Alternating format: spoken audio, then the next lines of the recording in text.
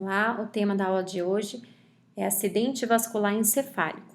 O roteiro da aula, então a gente vai começar com territórios vasculares arteriais do sistema nervoso central, AVE isquêmico e AVE hemorrágico, tá? Sendo que o hemorrágico nós vamos falar de hemorragia intraparenquimatosa e hemorragia subaracnoide.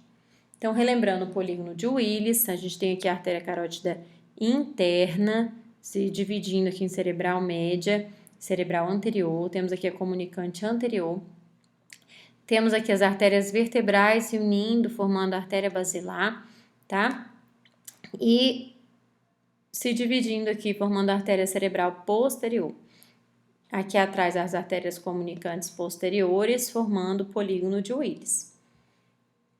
Bom, quanto aos territórios vasculares arteriais, a gente precisa conhecer os territórios das três principais artérias, que é a artéria cerebral anterior, cerebral média e cerebral posterior, tá? Então, o território da artéria cerebral anterior é esse aqui pintadinho de verde, que a gente tá vendo que tá pegando as regiões mais superiores e mediais, certo? Dos hemisférios. Da artéria cerebral média é o que tá pintado de vermelho, então a gente vê que tá pegando lobos frontal, parietal e temporal, né? Então, essa parte mais lateral indo até inferior aqui. E o território da artéria cerebral posterior é esse que está em roxo, né? Essa porção mais superior e posterior e inferior, certo? Outros desenhos esquemáticos, então a gente vê em amarelo o território da artéria cerebral média, que é o maior. A gente vê em vermelho território da artéria cerebral anterior, estão vendo mais medial e superior. Em verde, o território da artéria cerebral posterior, mais posterior mesmo, né? A gente vê que tem algumas outras artérias, né? Então, aqui a paicaica, que eu falei para vocês, que são raminhos ali das artérias vertebrais e basilar, né? Aqui a gente tá vendo a artéria coroide anterior, que é ramo da carótida interna, irrigando o tálamo. A gente tá vendo artérias lentículas estriadas aqui irrigando núcleos da base e cápsula interna, tá? Mas eu preciso que vocês saibam mesmo o território das três principais, tá? Então, a artéria cerebral anterior vai estar irrigando o quê? As partes mediais dos hemisférios, lobos frontal e parietal, tá? Então, tá pintadinho aí de verde e vai incluir, então, os 2/3 anteriores da superfície medial do hemisfério, tá? Então, tudo isso aqui, certo? Bom, o trajeto. Então, a artéria cerebral anterior cursa na face medial dos hemisférios cerebrais, se anterioriza e posterioriza, curvando-se em torno do joelho do corpo caloso. Seus ramos estendem-se desde o lobo frontal até o sulco parieto-occipital. O sulco parieto-occipital é o que vai separar o lobo parietal do occipital, tá? Artéria cerebral média, o curso dela é até atingir o sulco lateral ou fissura silviana. Lembrem da fissura silviana ou sulco lateral, que é aquela fissura que vai separar, então, os lobos frontal e parietal do temporal, tá? Ela irriga grande parte da superfície superior e lateral do cérebro, como a gente está vendo aqui, superior e lateral, tá? Então, face superior e lateral dos hemisférios, pegando então lobos frontal, parietal e temporal, certo? A artéria cerebral média que possui o maior território vascular das artérias cerebrais principais, tá? Aqui então nós temos um desenho esquemático também, mostrando a artéria carótida interna, se dividindo aqui em artéria cerebral anterior e em artéria cerebral média. Observem o trajeto da cerebral média através do sulco lateral ou fissura silviana, tá? Irrigando também essa parte aqui lateral e superior, né? Esses raminhos que a gente está vendo aqui, irrigando os núcleos da base, cápsula interna, são as artérias lentículo-estriadas, tá? Então, as artérias lentículo-estriadas são ramos da carótida, da cerebral anterior e da cerebral média, certo? Bom, a artéria cerebral posterior é ramo da bifurcação da artéria basilar. Lembram? Vertebrais se juntam formando a basilar, se bifurca aqui formando a cerebral posterior. Dirige-se para trás, contorna o pedúnculo cerebral, percorre a face inferior do lobo temporal e ganha o lobo occipital, certo? Então, é esse desenho aí, pintado em roxo. Então, o território da artéria cerebral posterior vai ser a face inferior do lobo temporal, então, a face inferior do lobo temporal e o lobo occipital, certo? Então, ó, isso aqui é a face inferior do lobo temporal, essa vista aqui é de baixo, tá? Vista de cima, face lateral, face medial, essa aqui vista de baixo, que é o lobo temporal, tá? Região núcleo capsular. Então, a região núcleo capsular vai ser irrigada pelas artérias lentículas estriadas mediais. As artérias lentículas estriadas, a gente pode voltar aqui no slide para vocês verem, ela tem esses raminhos aqui mediais e esses raminhos aqui laterais, tá? Então, esses raminhos aqui mediais estão saindo da artéria cerebral anterior, enquanto esses raminhos aqui laterais estão saindo da artéria cerebral média, né? Mas são todas artérias lentículas estriadas, tá? Então, voltando lá, artérias lentículas estriadas mediais são ramos da cerebral anterior, vai irrigar a cabeça do núcleo caudado e parte da cápsula interna. As artérias lentículas estriadas laterais são ramos da artéria cerebral média, vai estar irrigando o núcleo lentiforme e a parte anterior da cápsula interna. As artérias coroides anteriores são ramos da carótida interna e vai irrigar a parte posterior da cápsula interna. E as artérias tálamo-perfurantes são ramos da cerebral posterior e vai irrigar o tálamo, tá? Bom, vamos começar AVC. Acidentes vasculares encefálicos. Conceito, gente. Acidente vascular encefálico é um termo genérico que descreve um evento clínico, tá? Caracterizado por início súbito de um déficit neurológico focal de origem vascular presumida. Então, gravem isso, é um evento clínico. 80% tem origem na isquemia, no infarto arterial e 20% na hemorragia, tá? 20% são hemorrágicos. Um desenho bem leigo, só para vocês terem aquela noção inicial. Então, AVC isquêmico vai estar aqui relacionado ao bloqueio do fluxo sanguíneo por um coágulo e o hemorrágico pela ruptura, por exemplo, de um vaso com sangramento, tá? Então, vamos começar a falar mais tecnicamente. Bom, a história clínica. Quanto à história clínica, o que é importante? A informação isolada mais importante do paciente é o tempo de início dos sintomas. Por quê? Porque até 4 horas e meia a gente tem essa janela aí para realizar a trombólise, tá? Que é o tratamento para quebrar esse trombo. E por que eu preciso correr?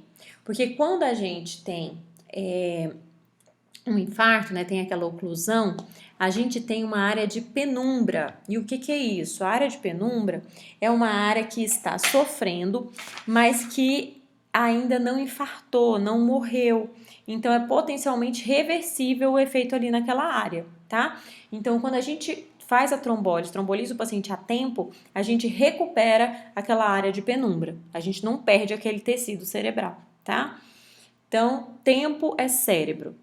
A gente precisa correr, porque quanto mais rápido for feito o tratamento, mais parênquima encefálico a gente está salvando do paciente, tá? Quanto ao quadro clínico, se fala nos 5 súbitos, que são fraqueza súbita, dificuldade na fala, perda visual, tontura, vertigem, confusão e cefaleia intensa. Tudo isso pode ser sintoma e a rapidez no atendimento é fundamental, como eu falei para vocês. Metas da avaliação por imagem, diagnóstico mais precoce possível, excluir hemorragia, eu quero que vocês guardem isso, excluir outros diagnósticos, por exemplo, infecção e neoplasia. ATC sem contraste é geralmente o primeiro exame para avaliação de AVE, tem alta acurácia em excluir hemorragia. Então, pessoal, o sangue na ATC sem contraste aparece espontaneamente hiperdenso, tá? Eu não vou colocar contraste para que a gente não confunda esse diagnóstico, é sem contraste. Por quê? Porque a gente exclui sangramento. Então, a intenção, lembra que é um evento clínico, né? Então, você vai ter sintoma típico e aí a gente vai fazer ATC para excluir hemorragia. Porque se for hemorrágico, você não vai poder trombolizar o paciente, obviamente, não vai ter sentido, né? A gente quer trombolizar um acidente vascular isquêmico, né? Um acidente vascular encefálico isquêmico. Então, a intenção é excluir que não seja hemorrágico, que aí você pode até matar o paciente, né? O que a gente quer? Excluir hemorragia, e a TCC sem contraste é muito boa para fazer isso, tá? É capaz de detectar sinais precoces de isquemia, embora menos sensível que a RM. Então, existem alguns sinais precoces de isquemia, certo? Que nem sempre estão presentes. Bom, o AVC isquêmico difere do AIT, que é o ataque isquêmico transitório, por ser persistente.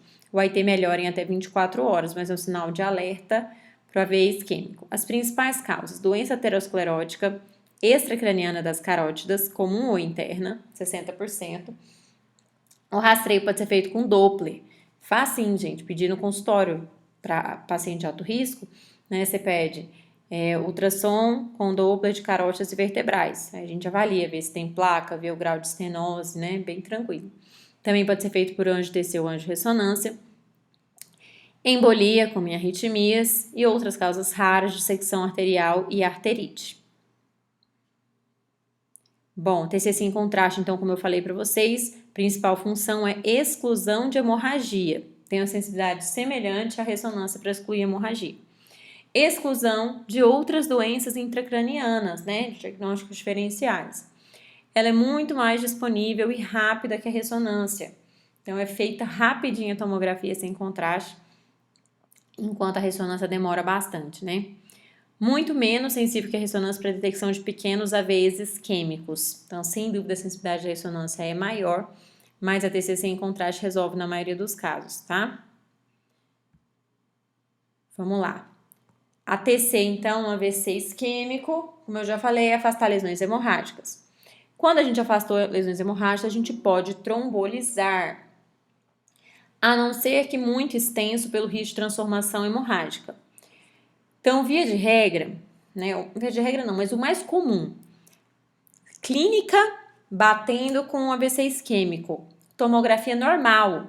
Então, a tomografia não mostrou nada, não tem hemorragia, você tromboliza, você trata. Então, eu não espero ver uma lesão hipodensa ali, típica do infarto, para trombolizar, porque senão eu perco o tempo, né, que a trombólise vai ter benefício para o paciente, certo?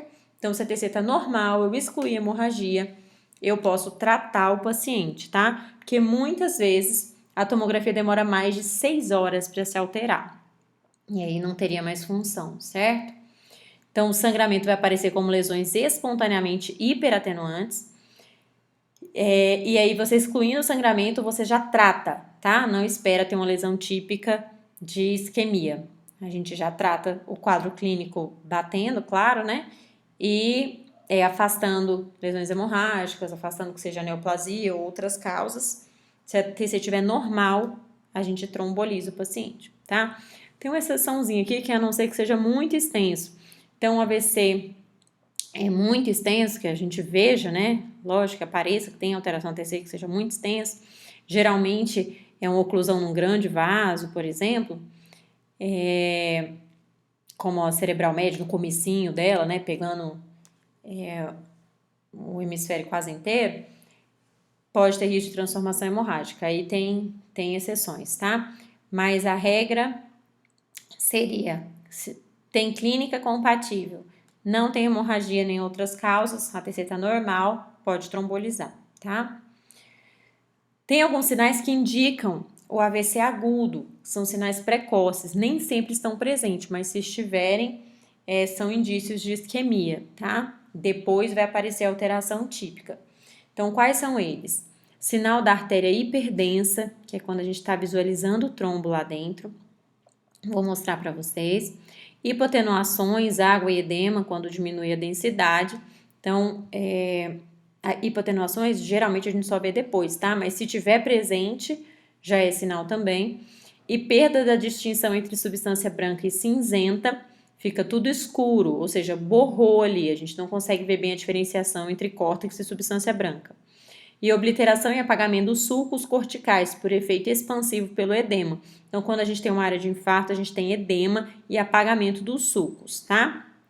Então, alguns achados podem estar presentes na TC já no evento hiperagudo precoce, que seria de 0 a 6 horas, indicando um AVC agudo, tá? Mas nem sempre estão, geralmente não estão. Se estiverem, já é um sinal de que é isso mesmo, tá? A gente vai continuar no próximo vídeo.